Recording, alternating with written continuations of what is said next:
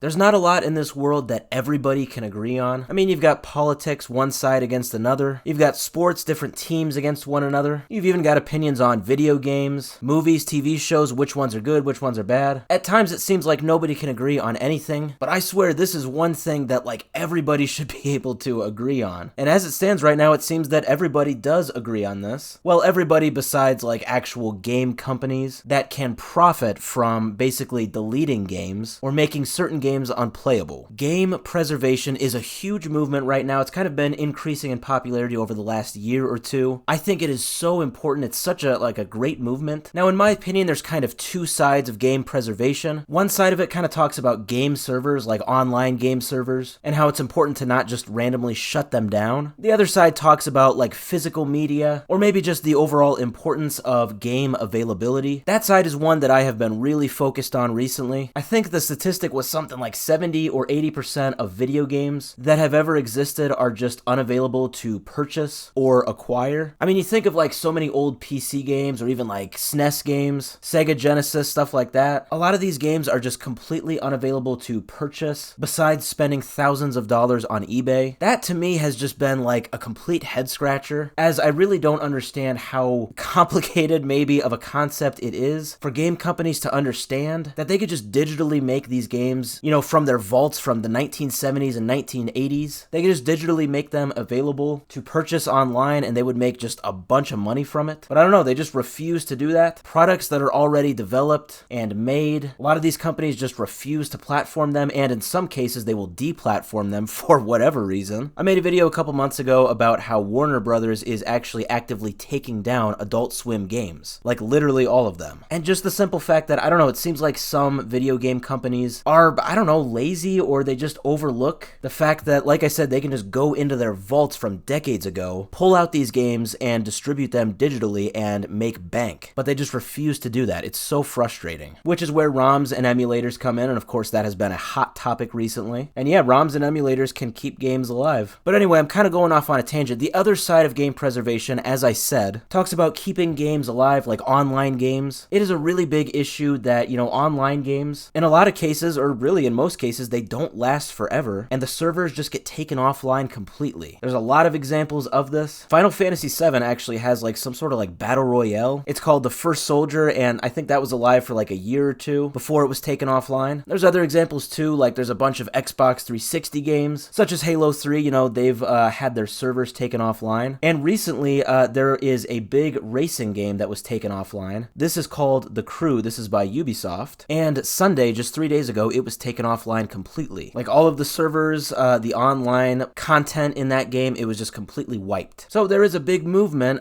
to basically not take these games offline, you know, don't wipe the servers. As of course, that is very frustrating. You purchase some of these games, and maybe even like purchase in-game content, all for that game to be wiped, and now you can't play the game that you bought. So anyway, this has been kind of blowing up today. There is a YouTuber called Accursed Farms. Looks like his real name is Ross Scott. He's got about 300,000 subscribers, and he recently made a video about a day or two ago that's kind of focusing on this whole movement against games pulling their online servers. And a lot of this was inspired by The Crew. And yeah, because of this video, this has kind of started a sort of movement. I think the video was about a movement that has already been started, but this movement is actually focusing on governments, believe it or not. And I actually think it's kind of cool. So the whole movement is called Stop Killing Games, and the whole point is to urge governments to investigate these situations and basically see if there are some actual rights that are being violated by video game consumers. Like I said, you know, you're purchasing this game, and then willingly, knowingly, intentionally, the game developer just pulls the game and just completely makes it unplayable in some cases with online games. I think this is a very cool movement. I definitely think you should check it out. It would seem that The Crew was the straw that broke the camel's back. The Crew is a game that actually had 12 million players. I think that stat was recorded just about 3 or 4 months ago. I don't really know why the game was taken offline. It looks like it was doing very well. Okay, I'm just now looking at it. It looks like Ubisoft